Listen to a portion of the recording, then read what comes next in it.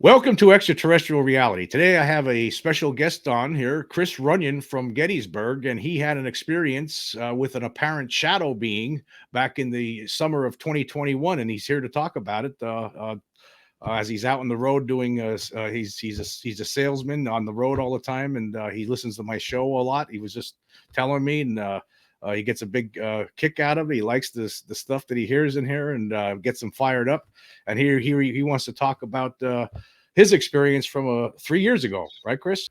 So yeah, Jim, I appreciate you having me on the show. Listen to you guys, on the way to work every morning and get a great kick out of it. And I'm not new to this UFO topic. So when I heard that you were looking for people that had experiences, I was quick to say, hey, sure, I'll be glad to jump on and share what I got. And I don't expect people to believe me, but just kind of take my experience for what it is and add it to the pile of other experiences that you can kind of draw a conclusion, come up with your own ideas. So, yeah, thanks for having me. Yeah, thanks for coming on.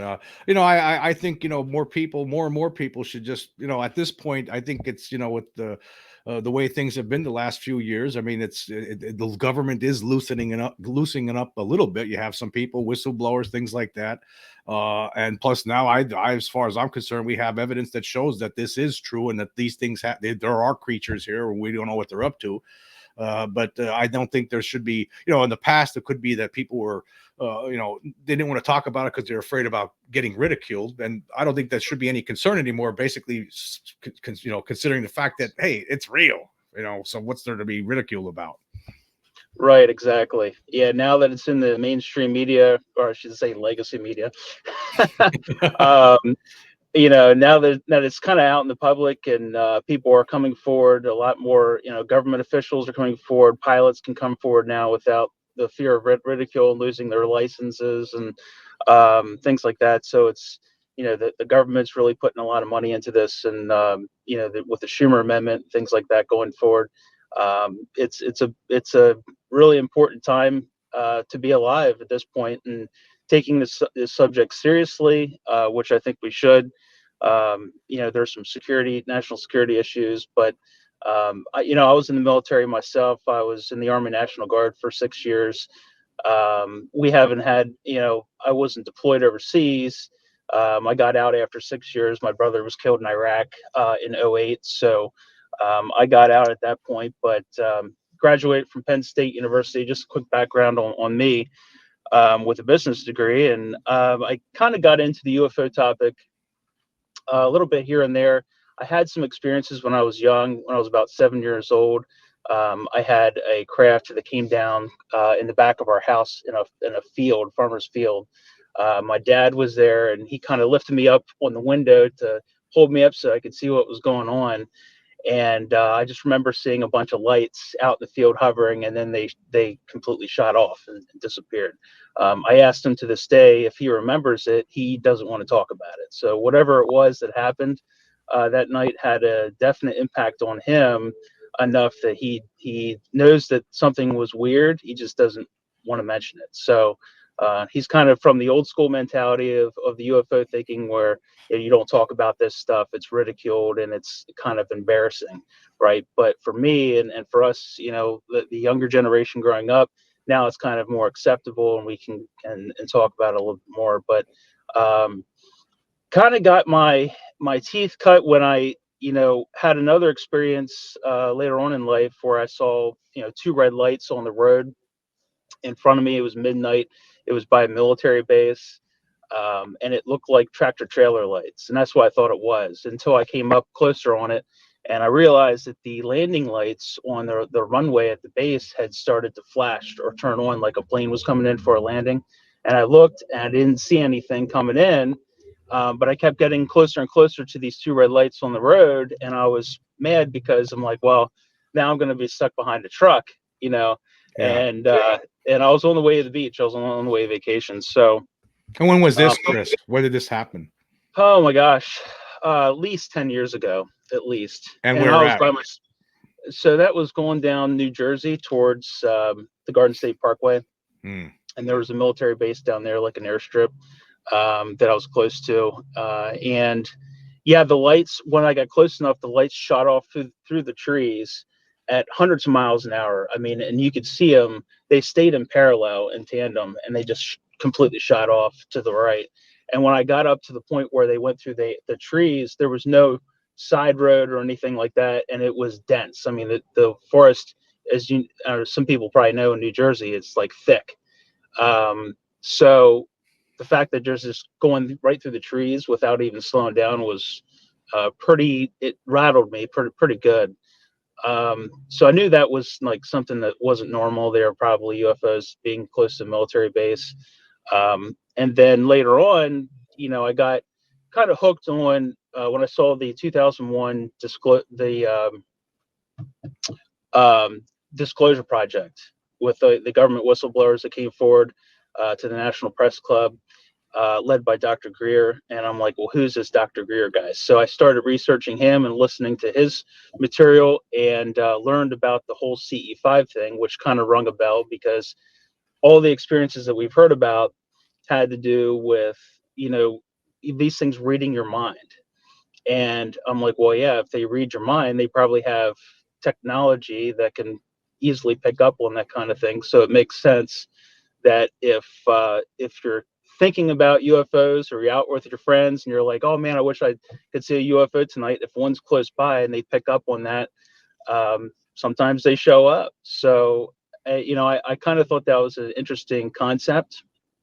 And he goes through the whole CE-5 protocols where you have to quiet your mind and do the whole meditation thing. And I have never meditated in my life, don't know how to do it. But 3 summers ago during COVID, I was, my wife doesn't believe in UFOs. We were out in the back of our house at night in our pool, and I'm just like, for shits and giggles, I'm like, I'm going to try this CE-5 thing. So I quieted and laying in a raft in the pool, you're relaxed. So I was laying down and I just kind of focused and just asked for an experience. And I imagined my conscious leaving my body and projecting out into space and then coming back down again. And then I started talking about, to my wife about the difference between satellites, and you can see sometimes like, these things that are flying over and then they'll flash at you, they'll change direction.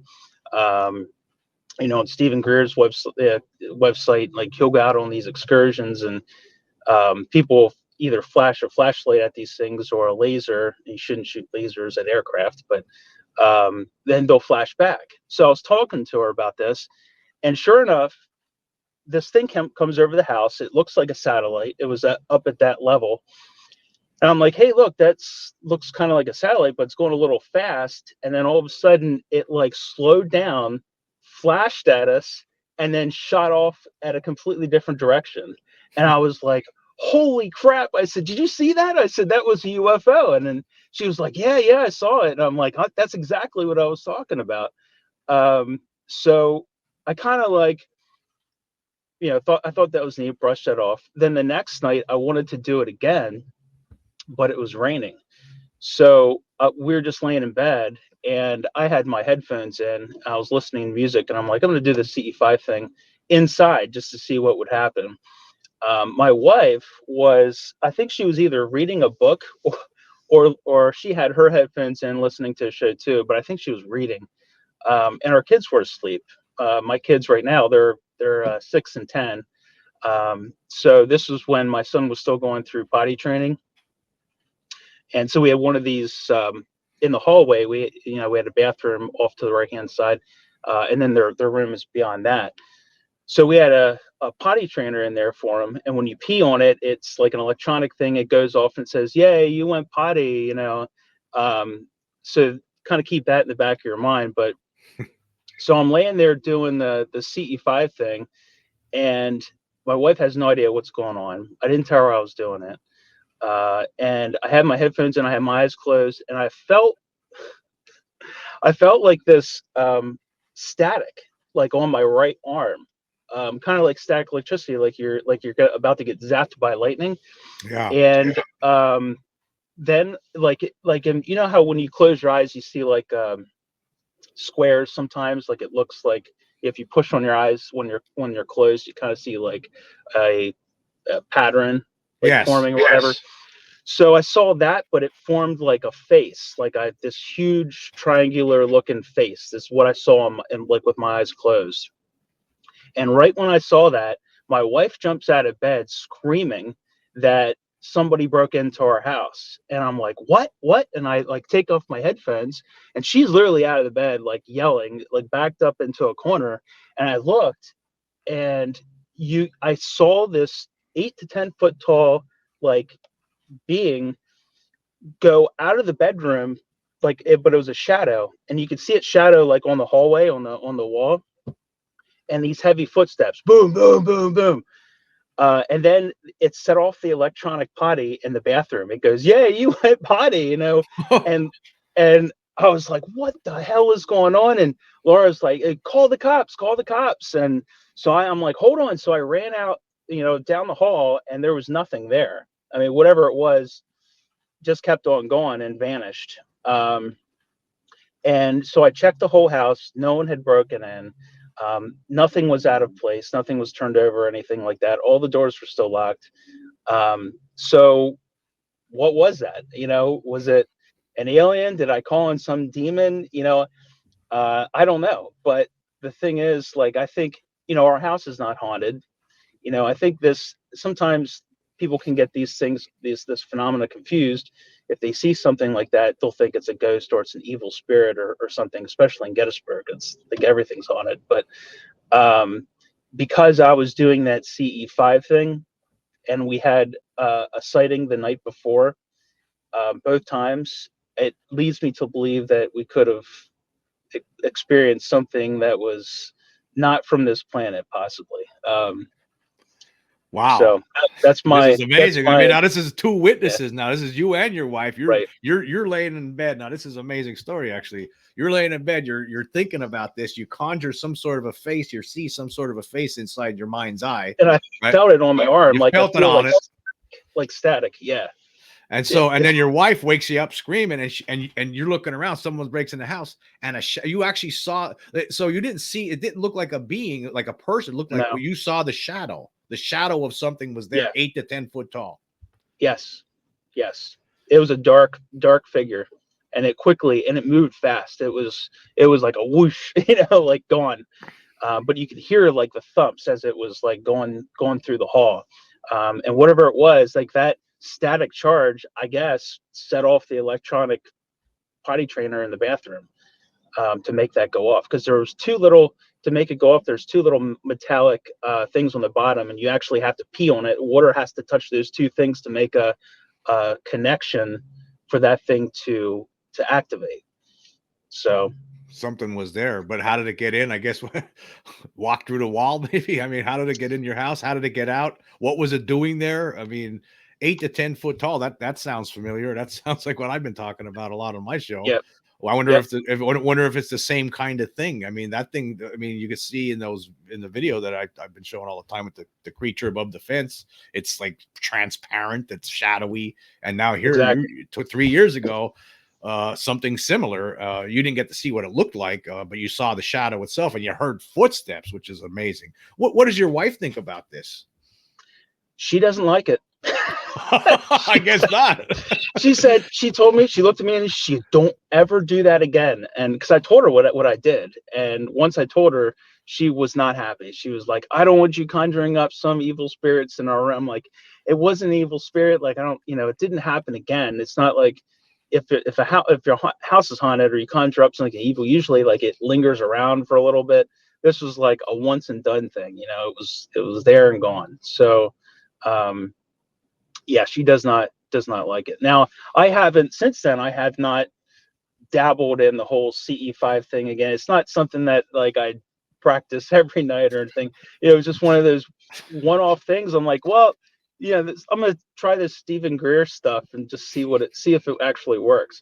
And I just happened to have it. Surprised me. I did not expect something like that to happen. I was Well, just well, usually his stuff is you're seeing a UFO, but you got more than you bargained for. Actually, you didn't think you were going to see a yeah, creature showing up in your bedroom in the middle of the night. no, no. So how did like what how were the following days after this then? Like were you checking the house? Were you trying to figure out, well, maybe it was this or maybe it was that? Were you trying to convince yourself, but maybe it wasn't that? And I mean, what was your mentality after this? Right. So once something like that happens, you're on high alert. So any kind of little noise or anything like that, my wife was like, "Did you hear that? Did you hear that?"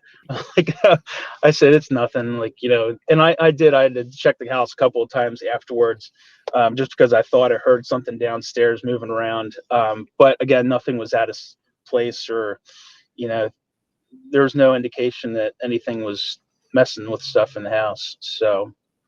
So Um, this basically, you had three experiences, I would say, or maybe even four. You could say you had something when you were a kid, 7 years old. Was that in Gettysburg? yeah. No, that was in Spring Grove. So that was in York County, Okay, and then South Central Pennsylvania. this and so that was when you're seven. Your dad, he doesn't want to even talk about it now. And then you had the experience when you saw the lights near the military facility in New Jersey. And then you also saw the satellite that slowed down. It looked like a satellite at first, but it couldn't have been if it slowed down. It was moving fast, then slowed down and Yeah, flashed at you. it And then literally came to a stop and then flashed and then moved to the a completely different, like 45-degree angle, the opposite direction. So I was like, well, it wasn't a plane or a jet, because it's like, it was at that satellite level. It was way up there. and now the culmination of it all was one of these things, one of these creatures apparently showing up in your bedroom at an invitation that you didn't think you were giving. You didn't think you were going out. You were just trying to imagine stuff and or tried to do the CE-5 thing from your bedroom, and it actually caused some sort of a shadow being to appear, in which something that your wife actually. What was her description? Did she see the same exact thing? She saw it before you did, actually. Yeah, so she heard the movement. She did not actually see the actual being. She just was, I think, in such of a panic that I don't know if she saw the shadow or not. I don't think she did. She said she heard the footsteps. So, but I definitely felt this thing. I saw its like face in my mind's eye, and then I saw it go down the hallway. I actually saw the shadow portion of it. So, So what was yeah, the face? What did the face? What did the face look like? Did like exactly again? it was like a giant triangle. It was very like mantis looking, very very angular. hmm. Yeah, it was not like your typical gray uh, type of being that people describe with the big eyes. It was very angular in shape. Hmm. So that's probably I'm assuming that's what this shadow you saw that in your mind's eye, and then it was there somehow. Obviously, I Right. mean, you heard noises. I mean, noises just can't be created out of thin air like that. And you saw the Well, shadow running away. yeah, yeah, and the fact that and I would have tried to brush it off a little bit more if that potty hadn't gone off. Like the fact that it set that thing off really solidified to me that there was something going on, because it was affecting electronic devices. So, a lot of people that experience these things, from what I read or heard before in other podcasts, is that their electronic devices will start acting in ways that they don't typically act, or acting out of sort. They go off, or they make a noise that it doesn't typically make. People will use, from what I understand, they'll use radar detectors during the CE-5. When they're out in the middle of nowhere and there's no possible way for a signal to get there. Then all of a sudden, these radar detectors will start going off and acting all kinds of crazy, and they'll get high spikes on their tri-field meters, signifying there's a high electromagnetic signal coming from somewhere at the same time. So it's cool. I mean, there's ways that you can validate this stuff scientifically. um, I would like to eventually get one of those psionics night vision cameras where you can see the stars a little bit easier, because I tried to you know record on my cell phone. I have a Samsung S23 Ultra, and it can zoom in on the moon really nice, but it can't capture the stars very easily, or satellites at that level. So eventually get the psionics, and then do like a CE-5 where you have the camera focus on yourself, and then see if there's anything that's coming in and out of there with your tri-field meters and things like that, if they start going off, and and then you've got a sighting overhead of you with the psionics, and there's something going on. So it's kind of something similar that they're doing over at Skinwalker Ranch with their equipment, where they're using the spectrum analyzers, and they see the UFO sighting, and then they get the signal on the analyzer signifying that there's gamma radiation coming, and all kinds of different things. So it's kind of the same principle that I'd like to try. It's weird, like you thought you were thinking this, and basically it seems that they could read our minds. I mean, that's what it seems like. I mean, they're able to somehow, it's almost like we're like a radio broadcast, that there are our thoughts. I mean, you think about, you talk about Skinwalker Ranch, I think about the Sherman family and that incident where after the NIDS came in, and they were still there. They hung out, the Sherman, Terry and Win Sherman, and they were leaving the one day, and they had these four what were they? I had this written down. I was talking about this yesterday. They had four cattle, and they disappeared, or actually they were thinking about them. There was four cows there. They're the best cows they had, and they're like, okay, well, Gwen said out loud, I hope that nothing ever happens to them, right? And the four bulls, basically. And so they drive away, and like within an hour or something, they come back, and they're gone, and they find them inside of this small building, and the building, the metal door was magnetized. Like, nobody knows how they got in there. I mean, there was nobody there. Nobody could have done it. It's almost, but it was like the aliens read their mind and said, hey, look at this trick we're going to play on you. And here you're thinking about something, and they show up. Yeah, and it makes sense, Jim, too. You look at what Elon Musk is doing with Neuralink, where they're putting in a computer chip in your mind, and you basically think to a machine, and you can get that, piece of equipment to function just based off of your thought. Now, you got to be plugged into a chip, and the chip has to send the signal back to the other machine. But, you think about a civilization that's 1,000 years more advanced than what we are, or tens of thousands of years more advanced, and now that technology is wireless, where it can pick up on your thought wirelessly, and it's not a far stretch. We're doing it right now.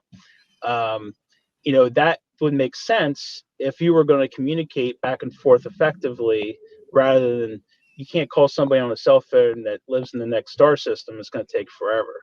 So the speed of thought, they say, is faster than the speed of sound. It's instantaneous. It's almost like quantum entanglement, where you flip a molecule over here, and it flips over there instantaneously at the same time, and it's faster than the speed of light. So that's how I envision these things are communicating, and it would make sense that they can pick up on coherent thought. Now, just regular thinking, and just like, for a whim. But I think if you're truly focusing, and you're making a direct intent to put your consciousness out there like a beacon in the night, these things can pick up on it. And if your intention, I guess, is good enough, or you're doing it just not just for like a show and tell thing, if you truly have like feeling behind it, I think there's a good possibility that they could actually put on a display for you and show up. So anybody that's skeptical, I say, well, try it for yourself, see what happens. It's if you don't believe me, try it. Because I did it, and just for a whim, and got a hell of an experience that I didn't bargain for, but I thought it was pretty cool. So yeah, usually for my case, it was, in the instances where I had experience, it was like surprise. I wasn't prepared. It was like, here you go, buddy. You weren't expecting this, and it's like, whoa. But in your case, you were actually you invited it. I don't think you weren't inviting. You didn't know that was going to happen. That there's something going to come in your house. I don't think you wanted that to happen, but still, in all, something happened. I mean, maybe an experiment in the future. If you were to try something, I don't know, in a controlled experiment to see if it works, and maybe you can, see what they want. What do you hear? Maybe ask them some questions. I mean, why would it do this? I mean, you conjured it into your room, and it shows up. What was the purpose behind it? Why did it do it? That's another question. There's a lot of questions. Yeah. Why did they stuff those cows in the trailer? It's like, it's why did they do this stuff?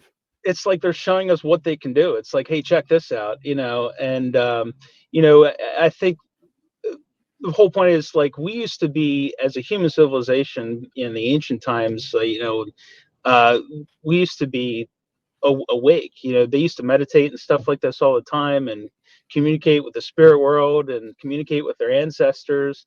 And we were a lot more conscious back then. Now that we're plugged into technology, it's almost like we're all turned off. So I think, with them showing up more and more now, and other people relaying their experiences, that, hey, these things are communicating consciously. It's almost like they're telling us, guys, don't forget where you came from. Wake up. You can communicate with us. We're here. And I think they're just kind of waiting for us to grow up a little bit and kind of, join them once we're ready. I'm convinced after after talking doing this show for the last 3 years, I'm at a point now where I think just a lot of people don't want to even go. They know in the back of their minds, yes, it's something we have to deal with, and they don't even want to go there. It's just too much. We have enough problems on this planet, and I understand it. It's understandable. There's all this stuff going on all the time, and we have a lot of issues. Just getting through the day and surviving, and putting food on the table and all those kind of things, and we don't want to worry about this. Now we got this to worry about. What's this all about? What do they want? What's going on with that? I mean, but we have to acknowledge it. I mean, I think that's what we're trying to do. We're trying to get to that point where we're going to acknowledge it finally as a whole. Right, exactly. Yeah, and Lou Elizondo, with his new book that's coming out. I just started that yesterday. There you go. Yep. So I'm excited to read that. And but yeah, he mentioned that the Native Americans looked at this phenomena as a part of their nature. They weren't afraid of it. They just accepted it for what it was. And that was just like the wind blowing through the trees to them. It was not scary. It was not menacing. It wasn't a threat. And I think that some people are going to view it as a threat. Obviously, it's a national security concern because if we're not reporting these things and our airspace is being breached, and no, you got people that are too afraid to report that. Well, what if it is an adversary, and now you're not reporting it because you're too embarrassed because it's a UFO? Now we got a problem. So that's where it comes into a national security issue, and I think that's one of the most important points that Lou's bringing up in his book, is that we really need to organize, get over this whole UFO thing where we're too afraid to talk about it. It's not childish anymore. This is a grown-up topic. It's serious, and people need to take it seriously, because if it is an adversaries, we need to know about it immediately. So, but yeah, it's we're getting there. We have a little bit more, a long ways to go yet. I wish we had another Phoenix Lights incident over Washington D.C. with everybody with their high definition cell phones out, and it was beyond a reasonable doubt. Then at that point, I mean, I would love for that to happen again. That would be hilarious, but also cool at the same time. But we'll see. Yeah, if it happens again, I mean, then I mean, I think that's probably one of the reasons in the back of my head. I think about 2017, and up to this point, I think that the reason, some people want this, some people from the inside want this to be disclosed, is because they know it can't be contained for too much longer. It just cannot be contained for too much longer. It just can't. And because of the technology that we have, and if there is ever another Phoenix Lights or Stephenville or anything like that, or what was that, 1950 Farmington, New Mexico, when there's a whole bunch of UFOs or big giant UFOs, if that ever happens again at this point, it's then they're going to have to, there's going to be a general from the United States is going to have to be going to a podium to tell the truth finally. I don't think they should. I don't think they shouldn't wait to that for that. That's what I don't want them to have to wait till that finally happens. But if that were to happen, but as far as I'm concerned, the thing is there's enough evidence out there at this point. I mean, Lou Elizondo's book, I'm sure I didn't get to read. I'm just starting it too, like you, and I'll be doing a review on here on that once I finish it. But that's more, it's just more fuel for the fire. There's all these other cases we're talking about all the time, and we have the evidence now. We know it. There's no point here in, playing games. But at the same time, I understand. Part of me realized, yeah, maybe we should still, for the rest of them, maybe it does need to be slow. I don't know. Some people might not be prepared. Yeah. Well, one thing's for sure, Jim. These experiences are not going away. People are going to continue having them. And I commented before on Nick West's page. I said, man,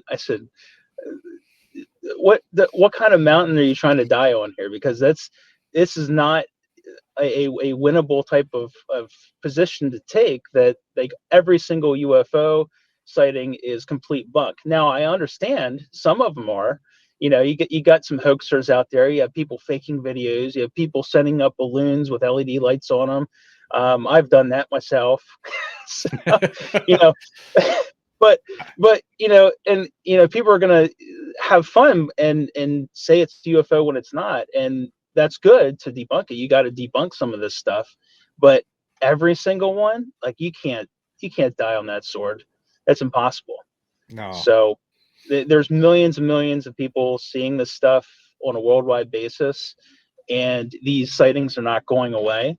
Um, and they're just becoming more and more prevalent. So it's interesting too, Jim. I don't know. I mean, there's more and more UFO sightings every day around the world, and in other countries, it seems like some of them are even more pronounced, especially down in Brazil. I don't know what the heck is going on down there, but they're having some pretty profound sightings, and I know our intelligence community is down there as well, monitoring the situation. So it's interesting what's been happening with these sightings increasing and being more visual. They're showing up and they're kind of allowing themselves to be seen a little bit longer. So I don't know what's going on. There could be something coming up, but who knows? Yeah, I've seen a lot of really impressive videos from like South America over the years. I mean, Yeah, they seem like, close up UFO just hovering there for a long time. Obviously it's not, it's real. It's not, there's things that aren't CGI'd. And I've seen a lot of good stuff over the years. And I don't know. Yeah, it does seem like there's a lot of stuff going on down there. I don't know what they're up to. But I think they're all over the place. There's a guy who I talked to. He's an attorney from California, John Billingsley, and he's in Los Angeles, and he's filming stuff all the time. He like, if you train your camera on the sky, and you're watching other aircraft, an airplane fly by, you'll film that, and then later on you take it back and you look at it. There's other things flying really fast that you can't see with your naked eye a lot of times. But then I think that it's possible that we're just not seeing them because they're just moving around so fast, but they're all over the place all the time. I think that's a yeah, possibility. yeah, yeah. There was a gentleman that he was, I guess, took a camera and he removed the IR filter from the camera, and at high speeds, when he slowed it down with the IR filter removed, you could actually see these things. So that was really interesting to know. You got these high speed cameras that those motion guys do, on YouTube, where they slow it down a lot. It's almost like if you use those things, put it over a nuclear site, and just record for an entire day and just see what you see. They recorded stuff like that in Ukraine too. These astrophysicists from Ukraine have gotten these fast mover things that they've slowed it down. They can actually see these crafts. So it's interesting. Yeah, I did a few Um, shows about that. Yeah, and yeah, there was an efforts to debunk it, but then those efforts completely collapsed. And there are objects flying around Ukraine that they were able to capture, and they were most certainly UFOs. What they are, we don't know. yeah, yeah. So, well, they definitely have the ability to cloak themselves. We know that, and they have the ability to move through solid objects or structures. They've seen them coming in and out of mountainsides. They've seen them going into the mesa at Skinwalker Ranch and then coming out the other side.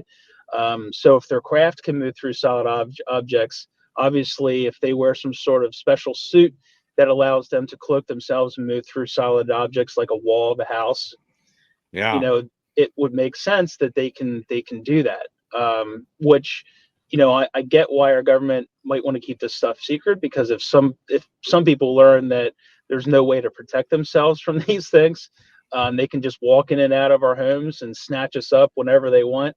some people might freak out. I mean, it could be a little scary to them, but Yeah. yeah, I mean, it's that we're not dealing with one species either. That's the other thing that could be a little potentially scary, because there could be potentially thousands of different types of beings and stuff visiting here in and out, or some of them seem like they've set up like a permanent, like forward, we call it an FOB in the military, but it stands for forward observation base. So if you're in a different country and you set up a fob, where you can kind of monitor what's going on there easily and get supplies in and out easily, and it's secure. So that's kind of seems like what some of these beings have done in our oceans, and in bodies of water, especially because I think they can hide easily down there.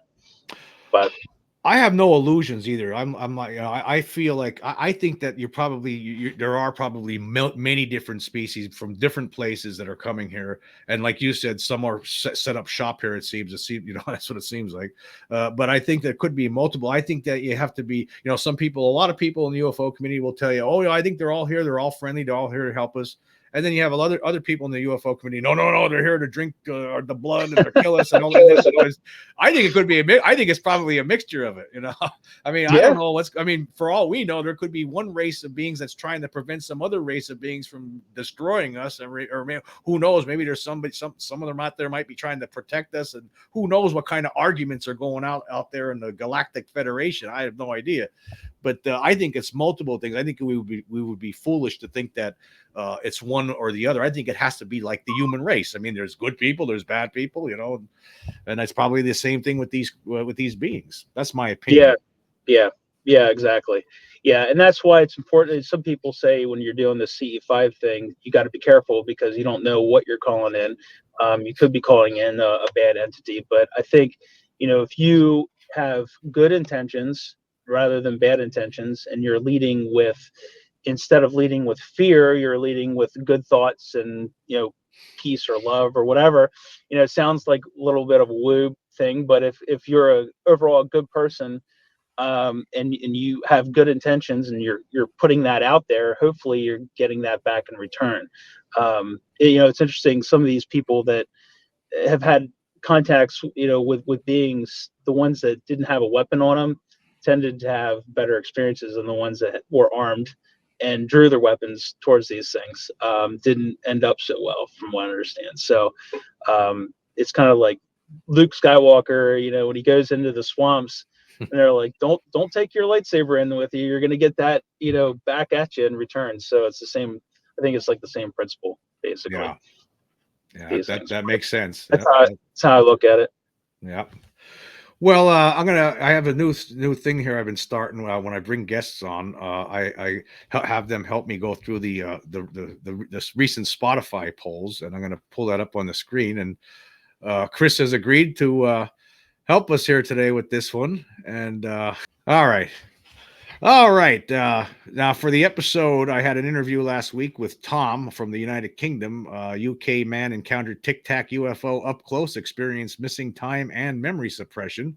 I asked this question: was Tom abducted by extraterrestrials / NHI during his 2004 UFO encounter? 26 votes so far. 6 people says no, 23.1%, or 20 people, or 76.9%, say yes. Now, did you listen to that episode, Chris? I did listen to some of it. I don't know if I got through all of it though.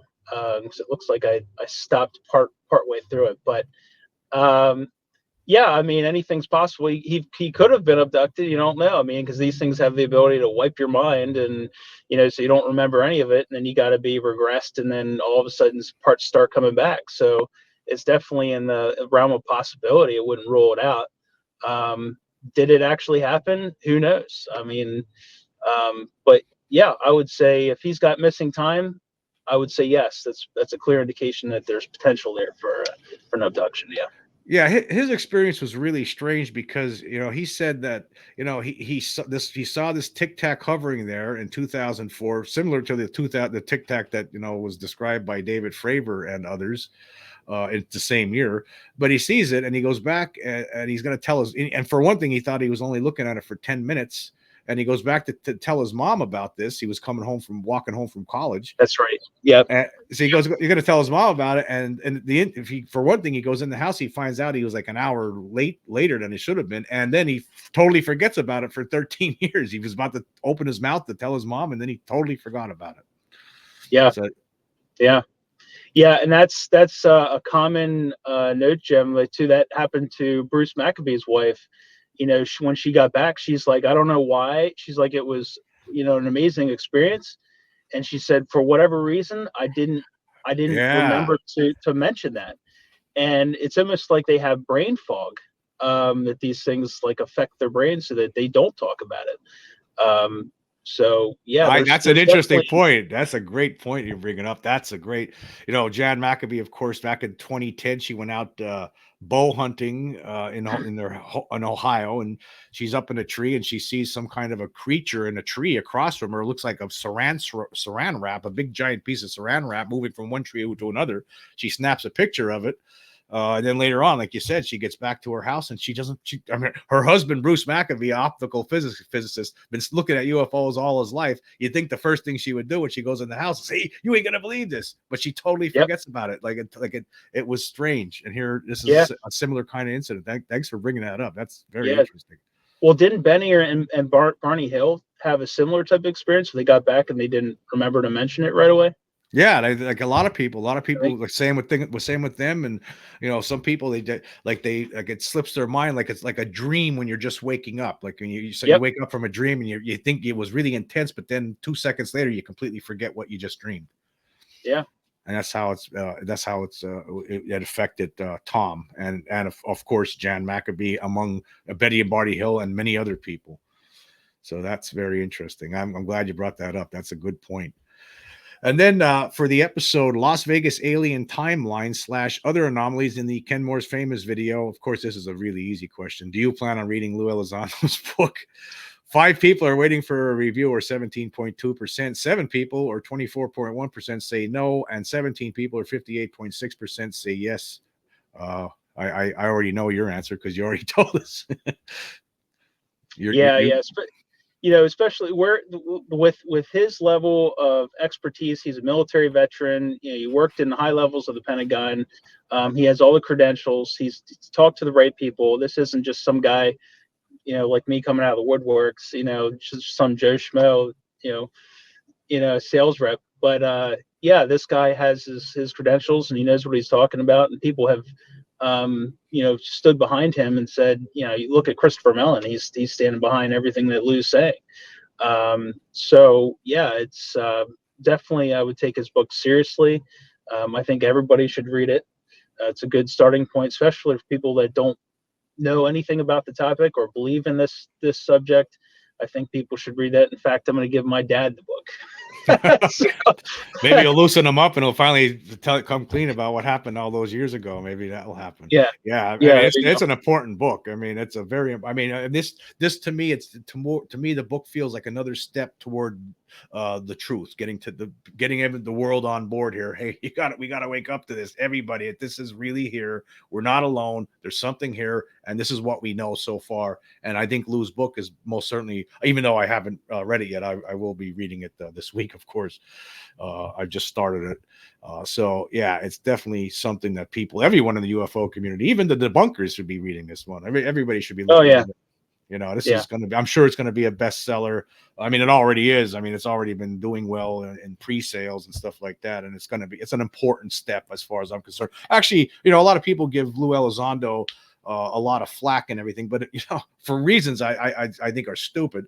But if it wasn't for him, I mean, he's one of the main reasons why we are where we are right now. If it wasn't for him in yeah, 2017, stepping forward, no one ever heard of him before. Now look at where we are. Lou Elizondo, Christopher Mellon, among others, the videos, the Pentagon videos, and here he's been talking about it for years, and now we have a book. I mean, this is big time. Lou has been a major part of why we are where we are right now. yeah, exactly. Yeah, and he brought up the 2004 Nimitz case, Commander Fravor, and if you listen to Commander Fravor's testimony, this guy is, he instructs Top Gun. He is Top Gun. So it's like this guy is the smartest that you can possibly get as far as military aviators, top of the top. And you listen to his testimony, and obviously it wasn't one of ours. This was something that was not us. Now, Dr. Greer thinks it's still man-made. This could be a special access project led by Boeing, and they're out there testing this stuff. But the thing is, if I highly doubt that they would test it on in a military training range. They have, as Lou said, they have areas where they test this stuff that are highly classified, where contractors can go and test it, and no one's going to know about it. Anyway, they're not going to risk blowing the can wide open by putting it out there where people can see it. So I don't know. I don't know what to believe. It could be ours. We could have cracked that code a long time ago with anti-gravity, and this could be a test. But there was a whole fleet of them, Jim. So it wasn't like just one test craft that we were out there. There was a whole bunch of them over a long duration. So if this was one of ours, it would have just been a one-off. It wouldn't have been like a whole fleet and going up from outer space down to, sea level Yeah. in 2 seconds. It would have came out of a submarine or something. So, and that wasn't the case. My personal opinion is I don't think the Tic Tac was ours. I don't think that the gimbal was ours. I don't think any of the Go Fast, No. all of that stuff in my mind. I don't think that any of that thing, or any of those things. I know that there are people out there who say they think it was made by by the United States. I don't believe it. I mean, for one thing, these are the same kinds of things people were seeing back in the 40s and 50s and 60s. When this thing initially started, and I know that there's no way we had those kind of things back then, right? And Right. we're just still seeing them today, and it's just I don't think we have that technology. And like you said, why would they be testing them in an area like that? I mean, you wouldn't do it. I just don't see it. And besides, we know that there are alien creatures here. I mean, we've seen them. We've seen the images. There's so many reports. You had the shadow being. I mean, that's not the government. I mean, obviously, there's something here, and they operate craft that has technology that exceeds anything we have. And I don't think that what that description from Fravor. I don't believe that. Well, I know a lot of people out there do think so, that it could have been, or they're not sure, but I don't think it was. I can't imagine that it was. And that's 20 years ago now too. I mean, where are they? How come they didn't unveil them to the public yet after all this time? Yeah, exactly. So yeah, I mean, I definitely think that there are anti-gravity craft that we have. It's kind of like an ace in the hole type of technology that if stuff hits the fan and during wartime, that they would break some of this stuff out potentially. But I don't think it's something that they would, even if they had that technology, that they would release to the public, because if an adversary gets a hold of something like that, they could weaponize it, put a delivery system on it, and get from Russia to here in 2 seconds, and it's game over. So I don't think that they're just going to let anybody have this tech if we do have it.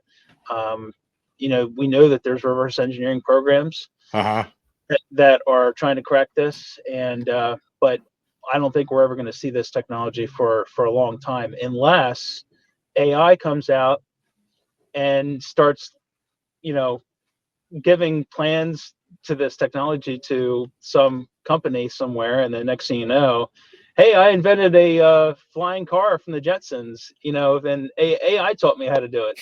So I think that's that could happen. But I think AI is going to be exciting. I think that's probably the other reason why we see more and more UFO sightings or interests in what's going on here, because we are about to give birth to a higher form of intelligence ourselves. And what is that going to do? I'm sure they're interested to see what's going to happen with that.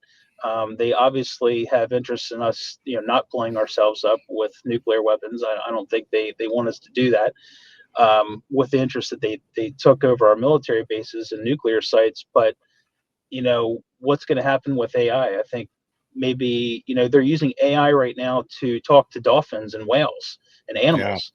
So they could potentially use the same thing to talk to something else that's visiting here.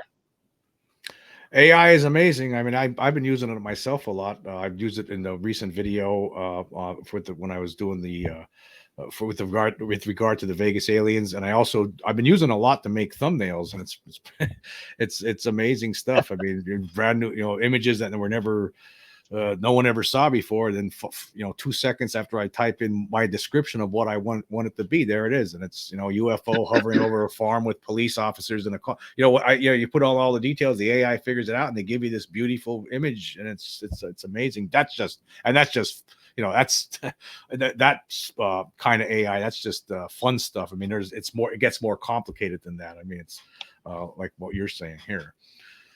Yeah, for sure. So.